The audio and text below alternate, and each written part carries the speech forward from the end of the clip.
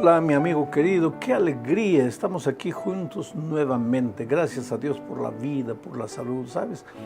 Aunque hayan dificultades en tu vida, aunque haya problemas, no desesperes, Jesús está en el control de la vida. Para eso tienes que buscarlo todos los días en oración, a través del estudio de la palabra, y eso te fortalece, porque todos en realidad enfrentamos dificultades. Esta vida es la permanente solución de problemas. No hay nadie que pueda decir que no tiene problemas, pero cuando tienes a Jesús en el corazón, nada es imposible de ser vencido. Entonces vamos a la lección número 3 para el 20 de julio del año 2024. El título de la lección, Controversias.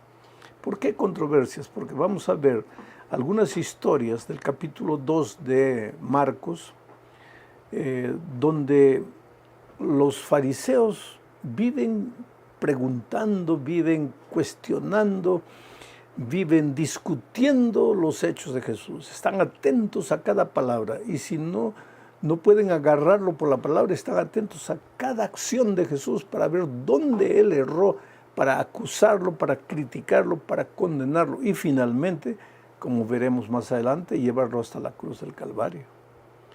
Pero el Señor Jesucristo no estaba preocupado en contradecir, no estaba preocupado en explicar. Él hacía y sabía lo que estaba haciendo. ¿Sabes, querido? A veces perdemos tiempo cuando estamos queriendo explicar o contestar o responder las críticas, lo que las otras personas hablan de nosotros. No pierdas el tiempo. Tú tienes una misión en la vida y tú camina atrás de la misión. Tienes a Cristo en la vida, sigue al Señor Jesucristo. Que no te importe lo que las otras personas digan, a no ser que las otras personas están diciendo algo que tú, reflexionando, llegas a la conclusión de que tienes que corregir, tienes que cambiar, entonces tienes que hacerlo. Vamos a empezar leyendo el texto bíblico, Marcos capítulo 2. El propósito de la lección de esta semana es mostrar que las historias registradas en la Biblia tienen una razón de ser. No están solamente por hacer historia. Las historias traen lecciones y vamos a estar atentos a esas lecciones que Marcos presenta. El primer subtítulo de la lección es La curación de un paralítico. Y en esta historia veremos que el pecado paraliza el alma. Y al paralizar el alma, pues te paraliza todo en la vida. Es terrible cargar el peso de la culpa. Vamos al texto entonces.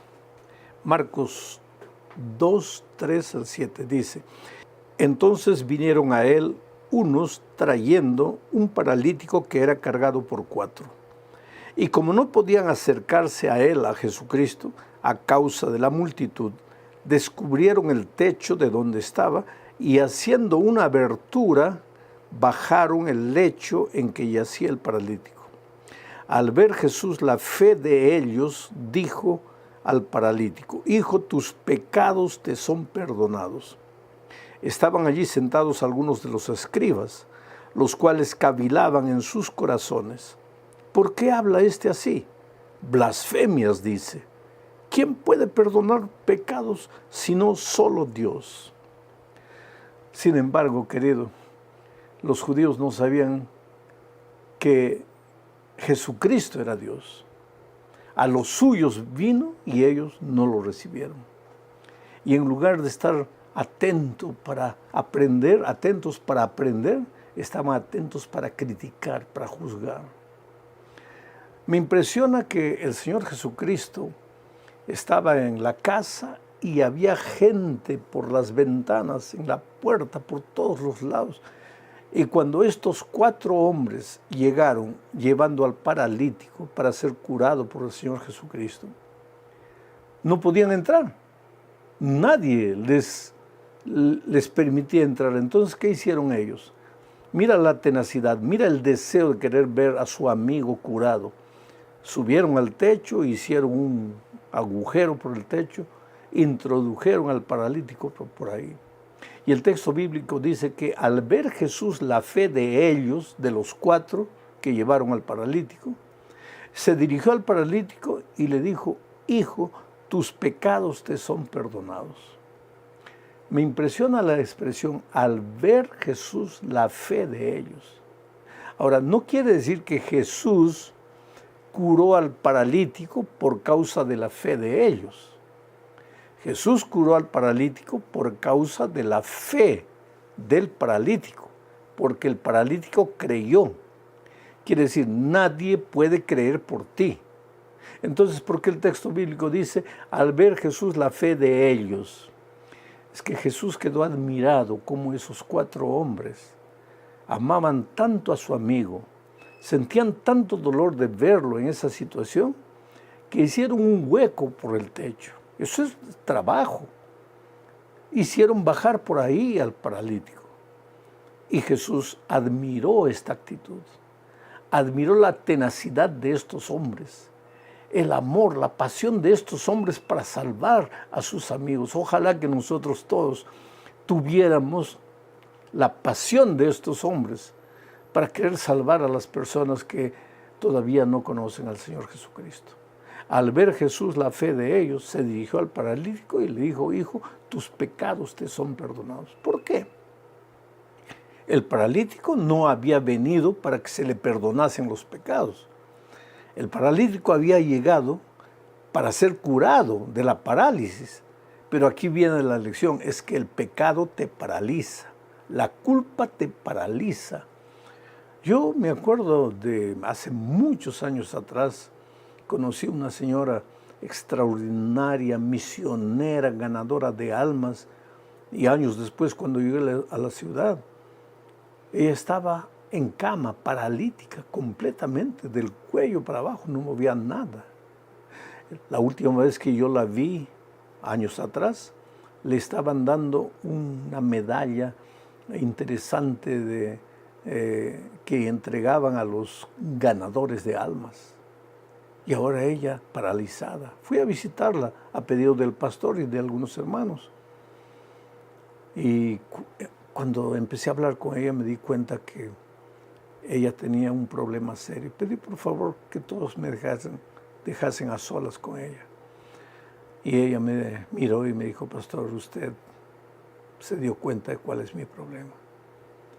Y yo pequé, pastor, yo caí. Y empezó a llorar.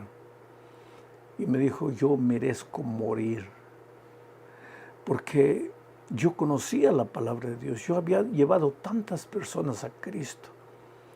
Yo no podía caer. Querido, esa es la idea que muchas personas tienen. No, fulano no podía caer. ¿Por qué no podía caer? ¿No es un ser humano? Cualquier ser humano, en el momento que se desconecta de Jesús, es propenso a caer, y esa mujer cayó. Y su mente le decía: mereces morir. Y el peso, la culpa, había trabajado en su mente de tal manera que había paralizado su cuerpo. Prácticamente la quería matar, solo no podía cortar el cordón de la vida, que eso pertenece a Dios. Entonces, por eso digo que la culpa paraliza. El otro día yo estaba viajando aquí en Brasilia, y de repente un hombre chocó contra un poste y salió del carro, y lo primero que gritaba es: yo soy un miserable, yo soy un culpable, yo merezco. Tú te das cuenta del peso de la culpa. Yo no sé cuál era el problema de ese hombre, pero él decía: yo merezco, yo tengo la culpa. Evidentemente la culpa atormenta a la persona. Cualquier cosa que te sale mal, inmediatamente ya piensa: la culpa, la culpa. Por eso el Señor Jesucristo, que sabía que el problema de este hombre no era físico, sino que era espiritual, le dijo: tus pecados te son perdonados. Pero ahí aparecen los fariseos, y en su corazón comienzan a cavilar y dicen: pero ¿quién es este?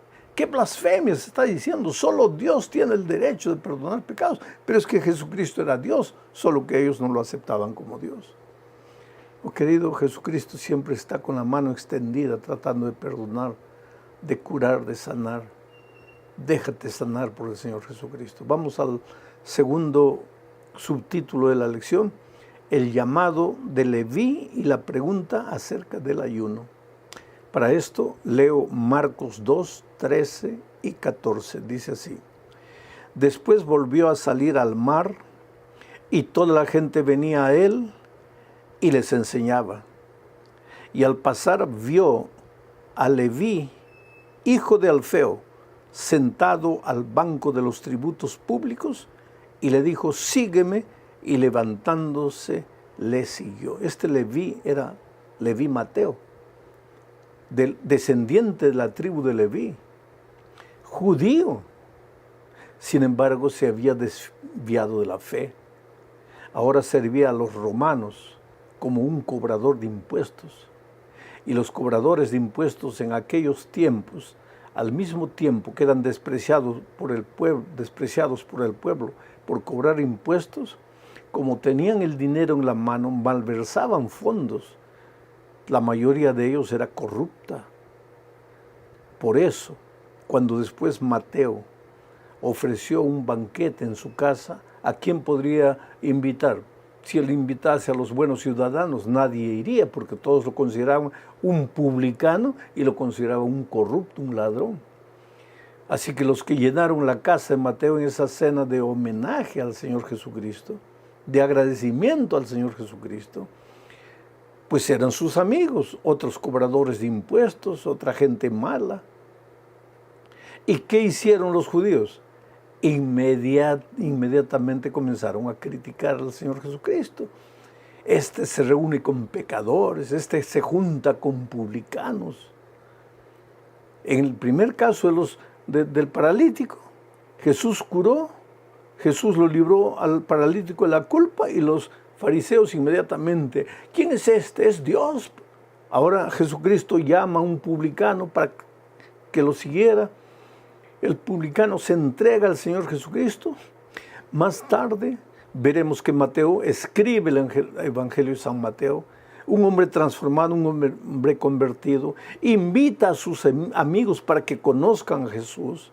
Y ahora vienen los fariseos a criticarlo, a condenarlo. ¿Por qué se junta? ¿Por qué se viste de esta manera? ¿Por qué se conduce de esta manera? ¿Por qué se porta de esta manera? En lugar de entender que el Señor Jesucristo había venido a morir por los pecadores, a salvar por los pecadores, ellos que se consideraban demasiado justos, critican al propio Señor Jesucristo. Tú dirás: oh querido, pero ya los fariseos ya pasaron de moda, ya se quedaron en la historia. No, querido. Los fariseos continúan vivos, criticando, juzgando. ¿Por qué dijo así? ¿Por qué hizo esto? ¿Por qué? ¿Por qué? ¿Por qué? Porque siempre fue así. Ahora, si el Señor Jesucristo se hubiera distraído a estar discutiendo con ellos, habría perdido el tiempo. Bueno, entonces los fariseos le hacen una pregunta al Señor Jesucristo: ¿por qué tus discípulos no ayunan? Porque los judíos ayunaban tradicionalmente 2 veces por semana, pero parece que los discípulos del Señor Jesucristo no ayunaban. Ahí el Señor Jesucristo les presenta una ilustración para hacerlos pensar. Jesucristo trata de explicar para ellos que hay diferencia entre la religiosidad y la espiritualidad. Ser una persona espiritual es una cosa y ser un hombre religioso es otra cosa. El religioso está preocupado por las formas de la religión. El hombre espiritual está preocupado por las cosas del fondo, por la verdadera raíz del problema. Entonces leo ahora Marcos 2, 12 y 22. Dice así: nadie pone remiendo de paño nuevo en vestido viejo. De otra manera, el mismo remiendo nuevo tira de lo viejo y se hace peor la rotura. Y nadie echa vino nuevo en odres viejos. De otra manera, el vino nuevo rompe los odres y el vino se derrama y los odres se pierden. Pero el vino nuevo en odres nuevos se ha de echar. En primer lugar, yo quiero colocar ahí en la tela, ustedes van a ver un odre. Un odre era una vasija preparada de cuero, cosían por los lados. Tú estás viendo la figura ahí. y ahí se guardaba líquido, se guardaba agua para ir al desierto bebiendo agua, y también se colocaba el jugo de uva para ser fermentado y producir vino. Pero para que el jugo de uva se fermentase, pues se hinchaba, y hinchaba el odre. De tanto usar el odre quedaba viejo. Y si tú colocabas vino nuevo, o sea, jugo de uva, y tapabas eso en un odre viejo, al hincharse el vino, al fermentarse, el odre viejo se rompía. Entonces nadie coloca vino nuevo en odre viejo. Y en el ejemplo del paño, Jesús dice, nadie para parchar una ropa vieja coloca un pedazo de paño nuevo. ¿Por qué? Porque en la primera lavada, en esos tiempos los paños no tenían la técnica de hoy. En la primera lavada el paño se encogía. Y si tú habías remendado un vestido viejo con un paño nuevo, después de la primera lavada, al estirarse el paño, pues rompía el vestido. Lo que el Señor Jesús estaba queriendo decir aquí, oye, no estés preocupado con la forma de las cosas, preocúpate con el fondo, que si ayunó, que si no ayunó. ¿Cómo está tu relación con Cristo? ¿Cómo está tu vida espiritual? No andes preocupado por lo que los hombres pueden ver, preocúpate por lo que solo Dios puede ver y que está en tu corazón. Naturalmente que si estás en armonía con Dios, con sus enseñanzas, lógicamente eso se va a notar en tu vida exterior. Porque que alguien diga, estoy bien con Cristo, y vive una vida exterior desreglada, qué bien con Cristo estás. Pero por otro lado, puedes vivir preocupado en mostrar una vida bonita por fuera cuando no tienes nada por dentro. Bueno, vamos a la tercera parte, el Señor del sábado. Nuevamente controversia con los judíos, ahora en torno al sábado.